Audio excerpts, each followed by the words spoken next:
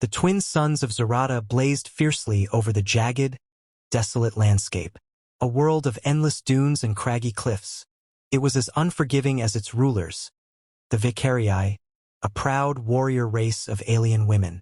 Clad in armor crafted from obsidian-like materials, they had long dismissed Earth and its inhabitants as weaklings unworthy of their notice. To them, the frail, resource-dependent men of Earth were the punchline to an ongoing cosmic joke. From a perch overlooking the expanse, a group of Vicarii warriors watched the fiery trail of a damaged spacecraft slicing through the crimson sky. It crashed violently into the desert below, sending up a plume of smoke.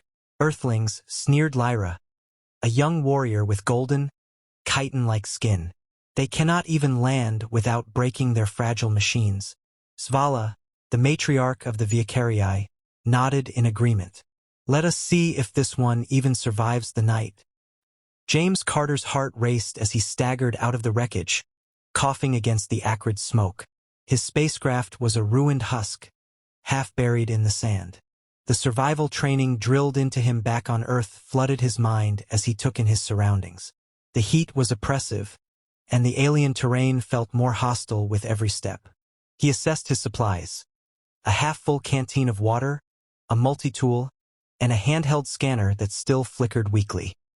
He was alone, and the realization pressed down on him like the weight of Zarata's twin suns.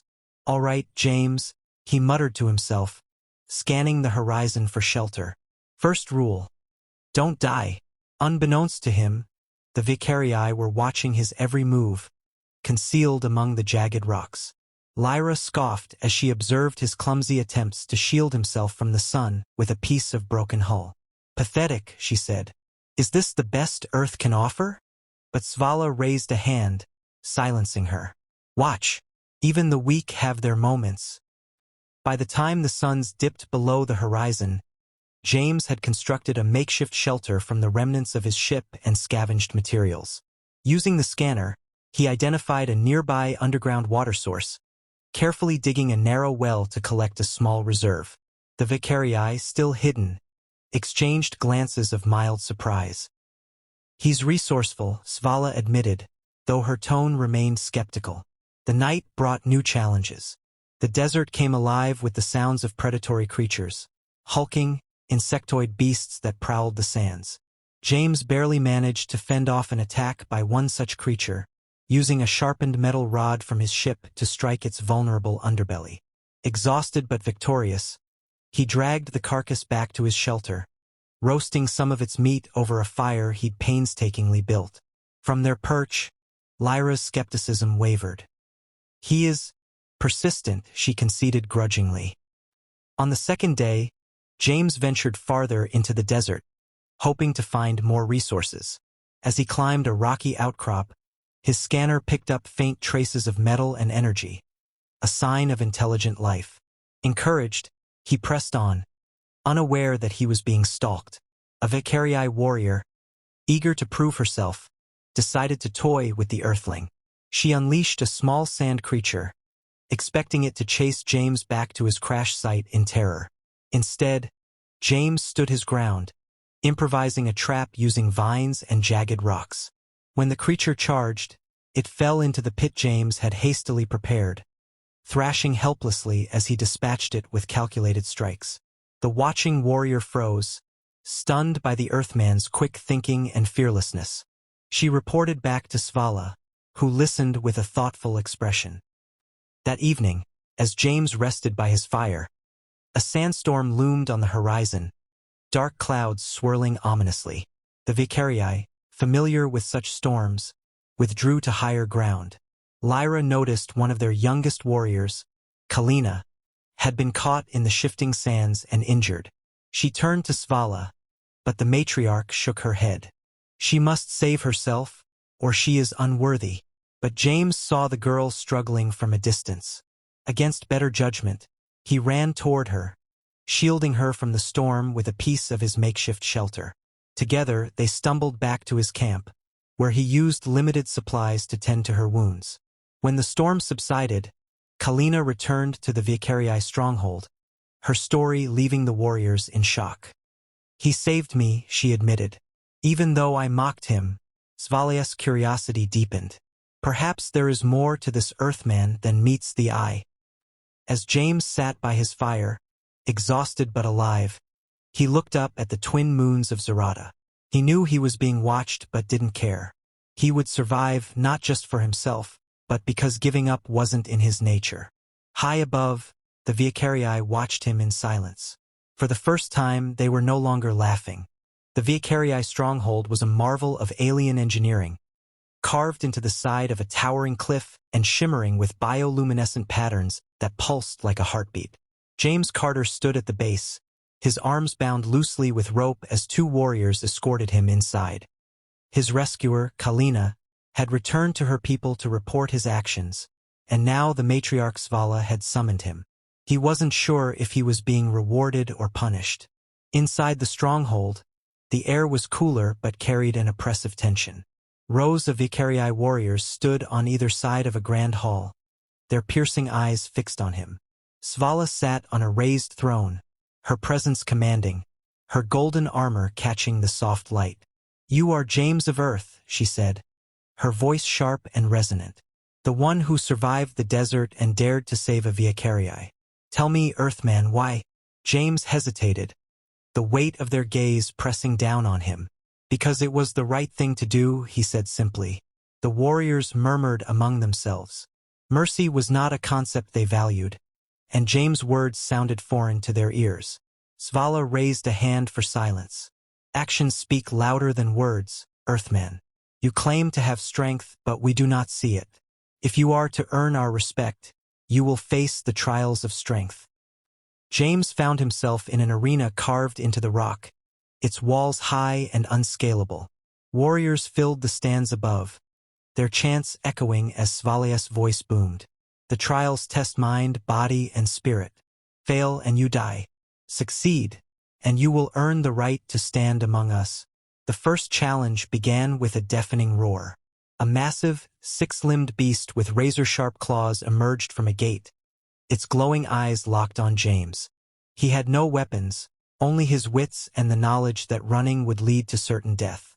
James analyzed the beast's movements, noting how it lunged too far and struggled to pivot quickly.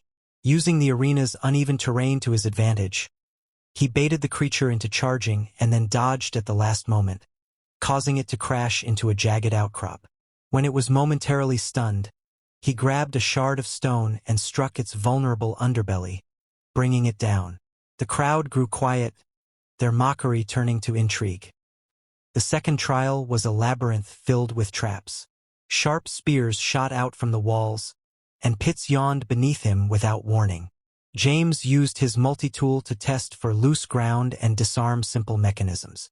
When confronted with a complex puzzle blocking his exit, he applied logic and problem-solving skills, unlocking the door just as the walls began to close in. By the time he emerged, his clothes were torn, and his hands were bloodied, but he was alive. The final trial was the most perplexing. In the center of the arena sat a pedestal with 3 glowing orbs. Svala's voice echoed again. "Choose the path forward. Only one orb will save you." James frowned, studying the orbs. They glowed faintly in different hues: red, blue, and green. He remembered something Lyra had muttered earlier about their culture valuing balance. Trusting his instincts, he placed the orbs in a specific sequence that represented harmony. The pedestal clicked, and a hidden door opened, signaling his victory. As James stood panting in the arena, the Vicarii warriors erupted in cheers, their earlier disdain replaced by genuine admiration. Svala rose from her throne. "You have earned your place among us, Earthman," she declared. "Your strength is not of muscle, but of mind and heart. Perhaps Earth is not so weak after all." For the first time, James felt like he belonged. But he also knew his trials were far from over. James stood in the heart of the Vicarii stronghold, the glow of the bioluminescent walls casting soft shadows across the arena. He was exhausted but alive, having survived the trials of strength. For the first time, the alien warriors looked at him with something other than scorn. Respect flickered in their eyes, though it was mixed with skepticism. Not everyone was convinced. Kerala, one of the strongest and most ambitious warriors, stepped forward, her imposing frame radiating hostility. She carried a serrated glaive and wore a sneer that could cut through steel. "This Earthman is no warrior," she declared, her voice sharp enough to slice the tension. "He is clever, yes, but cleverness is not strength. Let him face me in single combat and prove himself once and for all." James blinked, his exhaustion giving way to frustration. "Haven't I proven enough?" Svala, seated on her throne, leaned forward, her expression unreadable. "The Viekarii value strength in all its forms. A duel is our way. Do you accept?" James hesitated. He knew Kerala was trying to humiliate him, but refusal would erase everything he had achieved. Finally, he nodded. "I'll fight, but not to the death.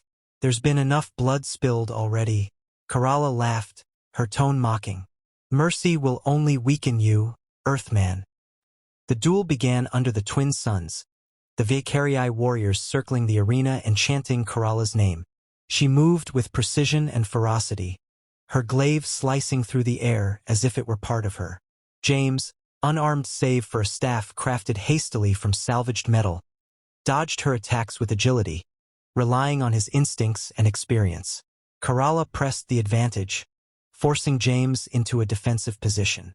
"Is this all you have, Earthman? Tricks and cowardice," she taunted, her strikes relentless. James gritted his teeth, dodging another swing. "You think brute strength is all that matters? Let me show you something different." He used her aggression against her, baiting her into overextending. As she lunged, he sidestepped and swept her legs with his staff, sending her sprawling. Kerala snarled, leaping back to her feet, but James stayed calm, analyzing her every move.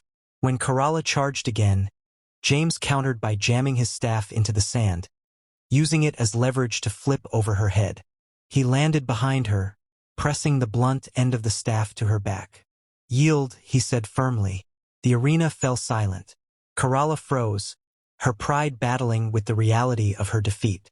Finally, she dropped her glaive. James stepped back, lowering his staff. "I told you it's not just about fighting. Strength is knowing when to stop." Kerala glared at him but said nothing. For the first time, her anger seemed to give way to reluctant respect.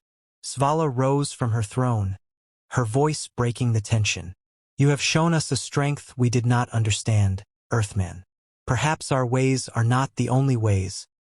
Later that evening, James sat by a fire outside the stronghold, the tension of the day finally easing. Lyra approached, her golden skin shimmering in the firelight. She sat beside him, handing him a flask of water. "You fought well," she said. James chuckled, rubbing his sore shoulder. "I survived. That's all I ever seemed to do here." Lyra studied him, her expression thoughtful. "You're different from us, James, but that doesn't mean you're weak. Perhaps there is more to Earth than we thought." For the first time, James felt a connection forming, a bond not of conquest but of understanding. The walls between their worlds were beginning to crumble, and as the stars spread across the night sky, he realized that survival here wasn't just about living. It was about proving that humanity, despite its flaws, could stand tall among the stars. The Viekarii stronghold stirred with a sense of unease. James Carter, the Earthman who had defied their expectations, now walked freely among the warriors. His feats in the trials and his victory over Kerala had earned him reluctant respect, but whispers of doubt lingered. Some viewed him as a curiosity, others as a threat to their traditions. Svala, the matriarch, called for a council meeting. She stood at the head of a circular chamber, her piercing gaze sweeping over the gathered warriors. James stood at her side, an unusual position for an outsider. "We face a choice," Svala began, her voice steady and commanding. "The Earthman has proven himself in our trials and among our ranks. He possesses a strength we did not anticipate. But the question remains, can we trust him?" The warriors exchanged glances. Kerala, still nursing her bruised pride, spoke up. "He is clever and resourceful, but he is not Viekarii. His ways are alien to us." How can we be certain he will not betray us? James stepped forward, his voice firm but calm. I didn't come here to fight you. I came because I had no choice. My ship crashed and I was trying to survive. But in doing so, I've seen your strength, your courage. I don't want to take anything from you. I want to learn from you, and maybe you can learn from me too. The room fell silent, his words hanging in the air. Svala studied him, her expression unreadable. Then, she nodded. Perhaps there is wisdom in this, she said. The galaxy is vast and filled with threats greater than any one people can face alone. If the Vicarii are to endure, we must adapt. And perhaps this Earthman can help us see the path forward. That path revealed itself sooner than anyone anticipated. A scout burst into the chamber, her face pale. Matriarch, a raiding party approaches. The Skarath. The Vicarii tensed. The Skarath were a brutal, nomadic race known for pillaging and destruction. They had clashed with the Vicarii before, and their presence now was an ill omen. James turned to Svala. How many of them? Too many, she replied grimly. They outnumber us 3-1. James felt his heart race, but he forced himself to think. Numbers don't always win battles. You said the Vicarii are the strongest warriors in the galaxy.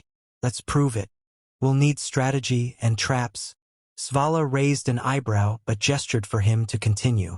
James quickly sketched a plan on the sand, outlining how they could use the terrain and their superior agility to funnel the Skarath into narrow passes, where their numbers would be neutralized. He also suggested creating decoys and ambush points, using their speed to outmaneuver the larger force. The Vicarii worked quickly, and when the Skarath arrived, they found a battlefield unlike any they had faced. Traps triggered beneath their feet, isolating groups of raiders. Vicarii warriors struck from the shadows, vanishing before the Skarath could retaliate. James fought alongside them, his makeshift weapons and quick thinking saving him more than once. Though exhausted and battered, he pushed on, earning the respect of those who fought beside him. By dawn, the Skarath were in full retreat, their forces shattered. The Vicarii stood victorious, their cheers echoing across the desert. That evening, as the Vicarii celebrated, Svala approached James. You have proven yourself again, Earthman, not with strength alone, but with wisdom and courage. You are no longer an outsider. From this day forward, you are one of us. James smiled, feeling a weight lift from his shoulders. Thank you. I'll do my best to honor that. As the fires burned and the stars above Zarata glittered like jewels, James realized he had found something unexpected on this alien world. A home, and allies who saw him not as weak, but as an equal. The mocking of Earth had given way to respect, and together, they stood ready to face whatever challenges lay ahead.